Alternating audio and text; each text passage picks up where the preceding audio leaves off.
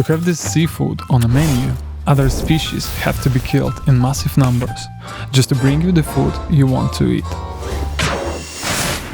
This is a bottom trawler, which catch fish by dragging huge net over the bottom of the sea, destroying seabed floor, coral reefs, sponges, seagrass and catching everything on its way. Anything that is not targeted species such as cod, haddock, shrimp or others, or can't be sold otherwise, is called bycatch.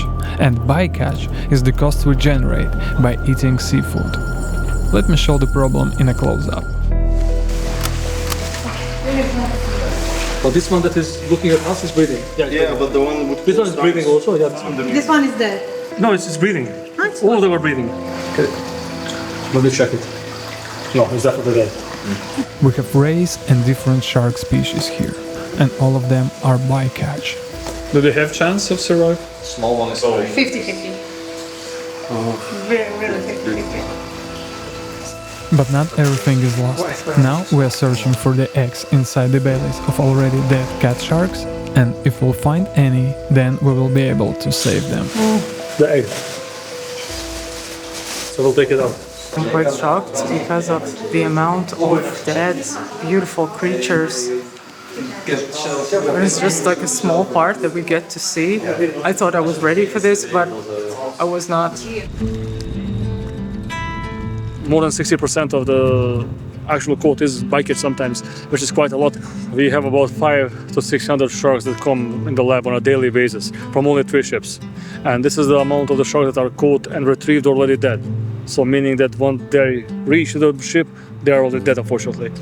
The bycatch is a problem because of us. Consumption of the seafood demands that they are increasing rapidly because of the over-tourism, and if we watch our consumption, if we watch what do we eat and how, if we watch how we consume everything, not only the fish, but everything, then we could definitely help these sharks and other animals to survive. First, we're gonna sort them. Give me the males, females, by the sizes. Yes. Give me right here.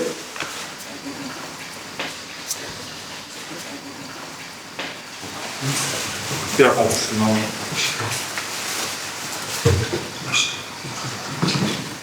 11.6. Super well developed. Developed. Yeah, super. They will be super fine. So they have chance to. They will hatch 100%.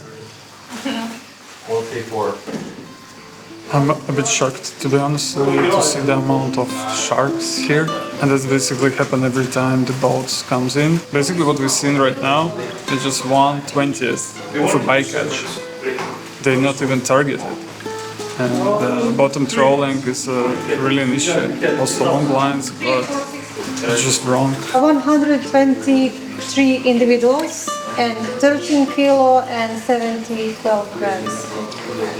Usually we have like 50 kilos, 100 kilos.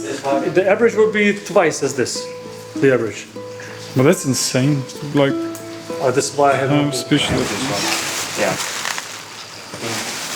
Yes. Okay. That's completely broken spine. This one also. It's the worst condition. It's very hard to wash. You can see the suffering with the face. You can imagine yourself in this position. So the rest is fine, but this is very bad. No, this was happening to them when they are trawling. How many you said? 1,500? 70 to 100 per ship, 1,500, let's say it was full. So what happened? It was in the trawler. The trawler passed for 7 hours. Maybe it was caught in the first, maybe in the last hour. Then it's pulled from 500 meters deep down to 0. So you have the bottom trauma. Then it's placed on the deck. It's total oxygen deprivation, no more breathing. Then you have the temperature shock. 500 meters, about 15 degrees. In the summer, it's about 45 at the sun. Then you have the light shock. It's like you spent 2 days in a cave and somebody put a flashlight in your eyes. Then all these shocks, stress, then animal pump the adrenaline, then it's moving rapidly. They're gonna swim very fast for next maybe 7 hours, then they will die. So if this is a mortality that happens to 99.9% of them, then we said it was in a good quality like fighting, it was not. Then we have very dangerous illusion what's happening with animals. And you were right, if they are going to die, just use them for something. Then you will have less demand for something else, if they're gonna die anyway. Because I witness this on a daily basis, so I don't see anything, I don't see any ray of hope. Nothing, I just see it getting worse.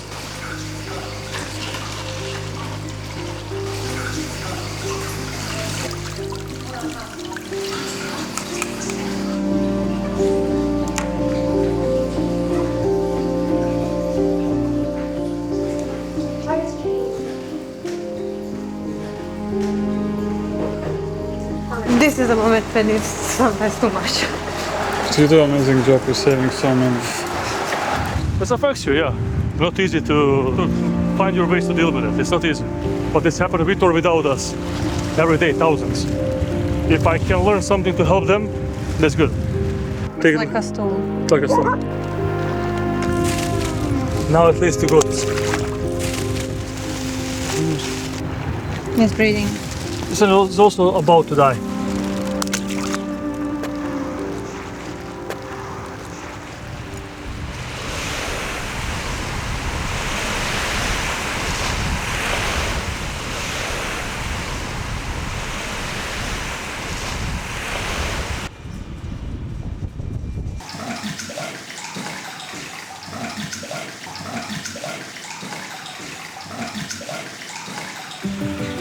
This is a shark eggshell, and we're gonna, there's a little tiny shark there, and we're gonna put it here so then it stays in a warm temperature and it's really durable. I'm surprised.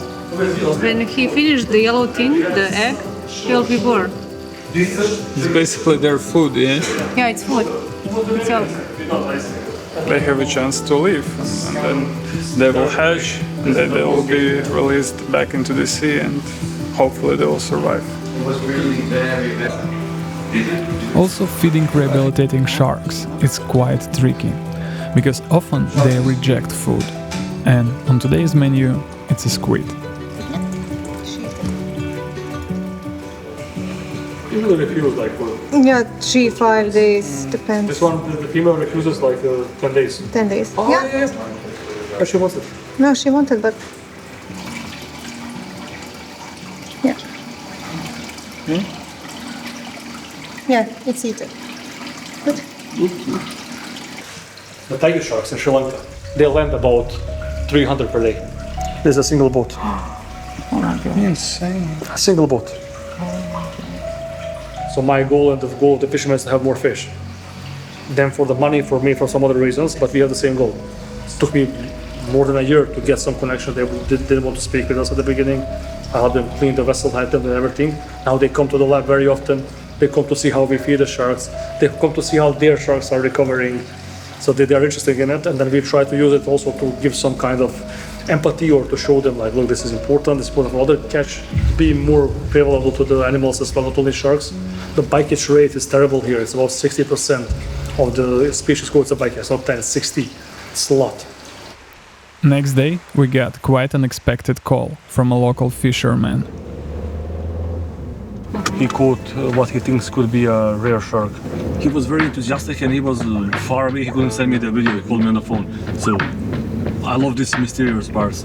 He caught what he thinks could be a rare shark, and they are trained to handle and release them if they're alive. If they're dead, they save them for me. They call me every single time. I don't know what we are going to see, but almost every time is like this. Okay, let's go to see. Let's go see. We just arrived to the fishing shop, and unfortunately we cannot film inside, also the shop and the fisherman. But he told me like when I come to it, already it was dead, I couldn't do anything. They're running to try to save it because he told me like it's something rare, I have never seen it before. And the 7-kilo sharks are among the rarest species here. It was recorded 6-7 times in 2 centuries. And then our research, the systematic research, we found 22 over the last year. So I think we have mapped one important habitat here. It could be the only habitat in the Adriatic region. But as soon as we got back into the car, we received a call from Emina with some really bad news. Everything what we received 2 days ago, Exactly. all of them And died. all other individuals that were in the tank that are in the rehabilitation that are good, they stay alive. And majority of sharks die because of the stress, not because of the mechanical injury. So when you release them, they will swim. You will be 100% sure they survive, but they will not. And this is the scientific data we aim to actually bring to the surface.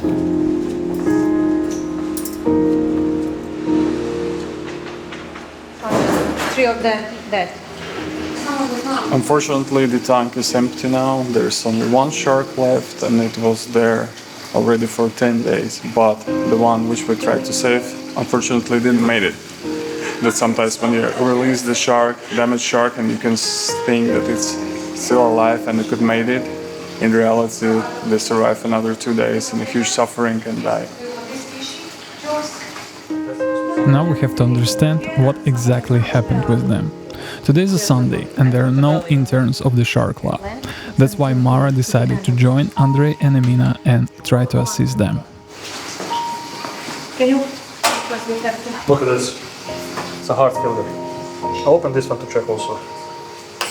It's diagnostic, it's very important, so I know exact cause of that. And then we will still send to my lab to confirm histologically everything, so I will know even better. Don't damage the organs inside. Just harder, don't be afraid. Yeah, not too much because we have organs now. When I sleep, I'll measure it. Right.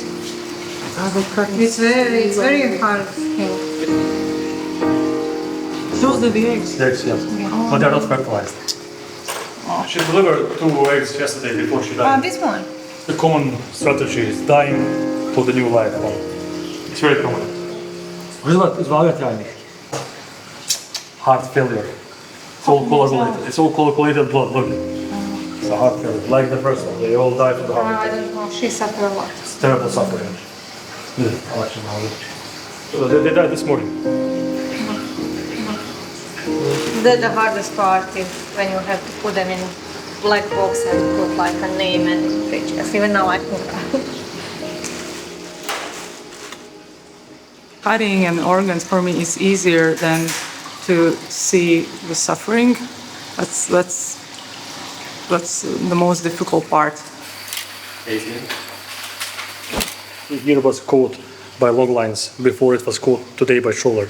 Hook was very badly removed because I see the injury that's healed completely. Was shown back. He swam back to his environment. He lived there for definitely more than a few months, and he was caught again today with the trawler. Traumatology can help save us many more. Because now, for example, I know that if they are caught by trawlers, they're dead. But if they are caught by long lines, they have the chance to survive. That's the second one that I saw survive the long lines. If we take that there were like a few recorded in centuries, this is good data. To me, the only way to tackle this problem is to stop eating fish, or at least reduce the consumption of it. Me and Mara did this step already in 2008, when we became vegans, for empathy of the animals, but also to diminish our footprint on ecology and ecosystem. We also volunteer a lot for nature and wildlife conservation. We do this type of educational and informative videos. In other words, we do what we can. And I think if every single person would take responsibility and do something, just a little bit, at least not to be ignorant, then the world would be different. And I think we sometimes play ping pong with which fault is it. There are some scientists, there are some governments, they should take care of it. No, I think it's our fault, it starts with us. And I think if we try to take responsibility for it, each of us personally, then we will see the difference. And by playing ping pong with who is guilty, who is not, we ain't gonna make anything. As we speak now, at this few minutes, bunch of sharks will be killed as well. So if we take the responsibility, all of us, starting for me, then the rest of us, I think this is the way to do it better.